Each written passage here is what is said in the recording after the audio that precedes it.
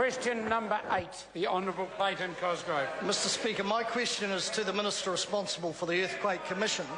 Does he stand by his statement yesterday in relation to the Earthquake Commission's latest privacy breach, quote, "I guess when they're dealing with that level of correspondence, things can happen," unquote?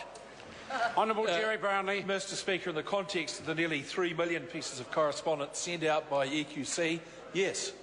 Supplementary. Supplementary question, Honourable Clayton Cosgrove. Given that EQC has just breached 260 customers' privacy, following a series of breaches where 98,000 claims details and 2,000 cancelled cheques were released, should the people of New Zealand now accept that privacy breaches are a business as usual practice from EQC?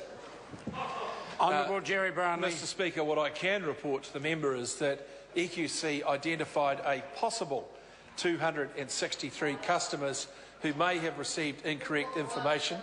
Of 177 customers who've been corrected, 11 have confirmed they've received the wrong information.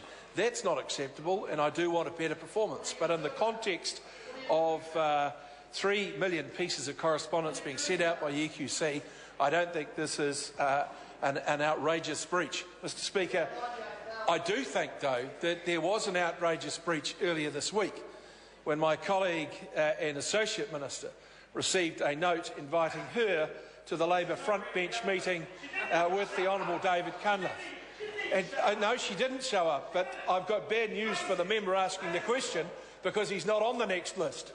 Supplementary. Supplementary. Order. To the Minister. Order. Order. Supplementary question. Thank you. Honourable to the Minister. I'm glad he sees these breaches with such serious... Order. Order on the government side of the House. Supplementary question, Honourable Clayton Cosgrove. Can the Minister confirm that EQC advised him on 31 March... Can't you hear? The Minister can't hear. Order. Would the member start his question? Thank you. Please. To the Minister, can he confirm that EQC advised him on 31 March 2013 that the Commission had identified that, quote, 170,000 Excel spreadsheets, that's approximately 141 spreadsheets per employee, are, quote, still live, some of which are located on third-party computers, unquote? And if so, how can he possibly have confidence that EQC has the ability to protect claimants' private and personal information? Honourable Jerry Mr Speaker, the issue of protecting people's privacy through the EQC has been a challenging one from the outset. The reality is that in the early days after the earthquake, that member and many of his other cronies on the other side of the House were claiming that we were not moving quickly enough on the assessment. Order, Mr Speaker. Order. I have a point of order from the Honourable. Mr Speaker, I simply asked the Minister to confirm whether he had had a set of advice from his EQC. That's what the question was. Order. I don't. That wasn't the question. It was far more elaborate than that. I'm going to ask the Minister to complete his answer.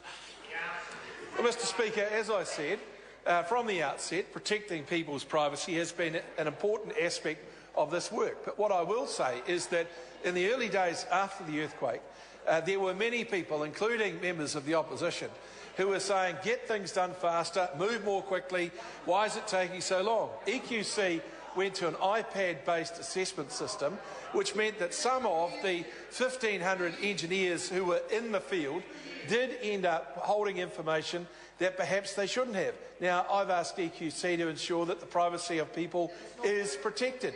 And, Mr Speaker, I have to say that if any system is looked at that's dealt with 3 million pieces of correspondence, there will probably be privacy breaches of this type, the number being 11 so far. Mr Speaker, as I've said, earlier this week there was a privacy breach right here in this House. Order. I have a point of order from Grant. That's completely irrelevant. Order, and the member does not... Order. The member does not need to interrupt. I was standing to my feet to agree with the member. Point of order. Point of order, the Honourable Clayton I Cosgrove. seek leave to table an official information request received on 3 September, identifying that the Minister has received the advice I outlined in my question around the 170,000 spreadsheets and the risks associated with them. Leave us sought to table that particular document. Is there any objection? No. Supplementary. Supplementary question, Honourable Clayton Cosgrove. Does the Minister recall giving a commitment to Cantabrians exactly 1 year ago today to conduct a review of the Earthquake Commission, which included in its focus the, quote, institutional structure and design of the Earthquake Commission, including its roles, unquote? And if so, why has virtually nothing been done to progress this review, apart from it receiving a few submissions, given that that review could have helped to identify solutions to protect claimants' private and personal information? Honourable Jerry Brownlee. Mr Speaker, I did, and the member is wrong to assert that nothing has happened. That review is ongoing. His problem is that none of the review documents have managed to leak to him. Supplementary. Supplementary question, Honourable Clayton Cosgrove. Given that the terms of reference for the review stipulated it was to be completed, quote, by mid-2013, that's completion, why has so little progress been made? And if there has been progress, can he outline for the House exactly what that is in order to assist people and assist the Commission with solutions to protect people's privacy? Honourable Jerry Brownlee. Well, Mr Speaker, for a start, that is a review of EQC's overall operation, its policy and its cover. It is most focused on future cover. So we have, of course, had reviews into the privacy issues, as the member knows. And we've had 11 breaches recently against 3 million. Mr Speaker, given that we had 1 this week against 34, I think we're not doing too bad. And that part's not necessary to the answer. Question number 9, Julie Ann Gentle.